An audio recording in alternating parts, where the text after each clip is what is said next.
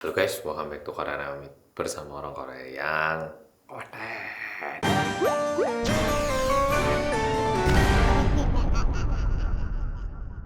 Polo pernah nggak lihat bapak-bapak yang bersihkan gedung lantai tinggi gitu, yang bersihkan kaca di apartemen ataupun yang ngecat di apartemen gitu?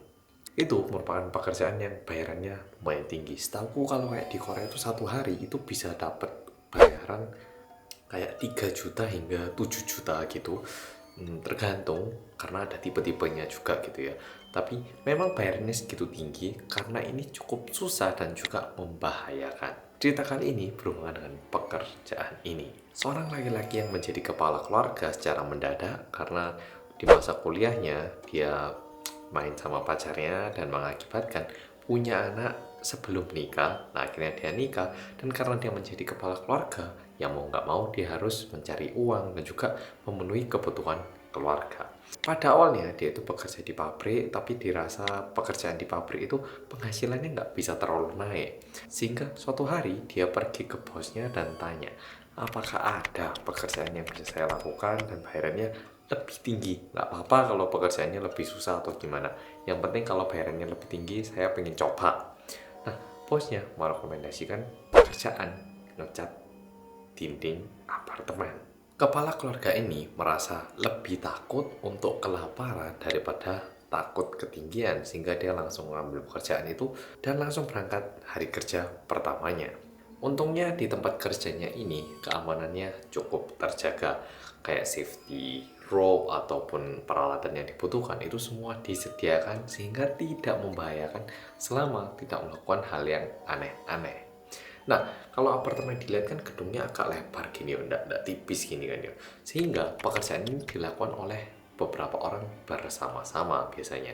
Cuman gedungnya ini membutuhkan 2 orang turun bersama gini. Jadi misalnya gedung segini, satu orang setengah kan mereka nggak bisa mondar-mandir gini ya toh. Jadi turun gini, mereka mungkin goyangnya cuma segini gitu.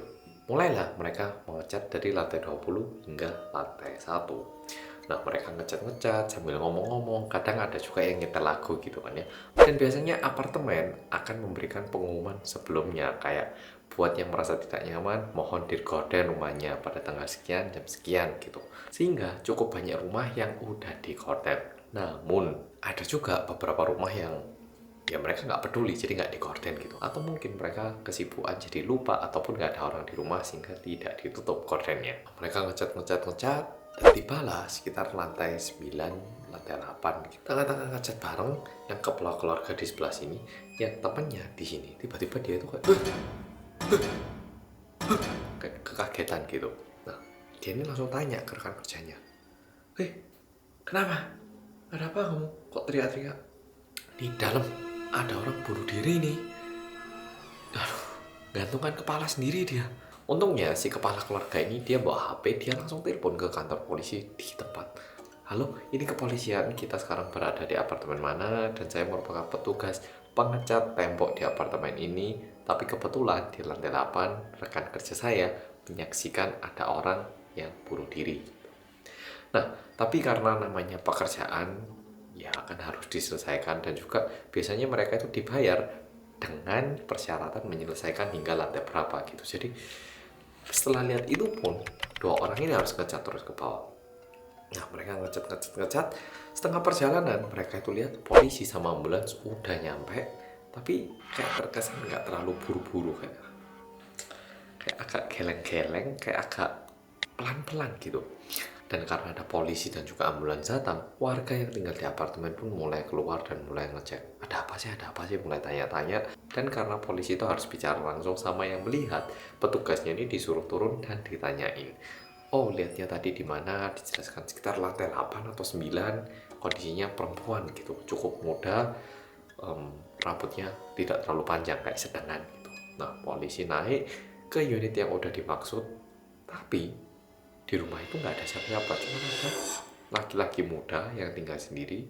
Sedangkan di lantai atas dan bawahnya itu juga tidak ada apa-apa, ya kayak rumah biasa yang ditinggali oleh keluarga yang bahagia gitu. Ya karena nggak ditemukan apa-apa, akhirnya polisi dan juga ambulans pulang dan warga disuruh bubar juga oleh tim security dan juga tim apartemen. yang kepala keluarga ini tanya ke rekan kerjanya, kamu tadi beneran lihat tak? Gak salah lihat, tapi masa kamu juga salah lihat orang mati sih? Nah, dia bilang kayak gitu. Jujur, rekan kerjanya itu pun jadi kayak tergoyang, apa aku salah lihat ya? Tapi kayaknya aku tadi lihat loh. Nah, dia itu bertanya-tanya ke dirinya sendiri. Tapi tiba-tiba pada waktu itu ada satu Pak Satpam yang datang. Tadi Bapak lihatnya sekitar lantai 89 ya Pak ya? Aduh, ya Pak, sebenarnya 4 bulan yang lalu tuh istrinya dari laki-laki itu bunuh diri Pak di situ. Cuman waktu itu diselesaikan secara kekeluargaan dan juga kita nggak manggil polisi. Laporannya itu dibuat di tempat pemakaman sana. Jadi warga di sini itu nggak ada yang tahu kalau ada orang meninggal di rumah itu. Tapi saya percaya Pak sama kata Bapak, di rumah itu bisa jadi masih ada arwahnya itu Pak. Mendengar itu, akhirnya si kepala keluarga memutuskan ini merupakan hari pertama dan juga hari terakhir untuk dia bekerja sebagai tukang cat gedung tinggi. Nah, Polo-Polo, memang benar pekerjaan kayak gini nih bayarannya tinggi dan juga terkesan kayak tidak terlalu susah karena satu hari bisa dapat beberapa juta. Tapi ternyata resiko yang mereka ambil itu nggak cuma ketinggian. Kadangkala mereka juga dihadapkan dengan sesuatu yang tidak ingin mereka lihat. Kalau tinggal di apartemen ataupun mungkin sering pergi ke apartemen. Oke, Pol, makasih sudah nonton video kali ini dan sampai jumpa di video berikutnya.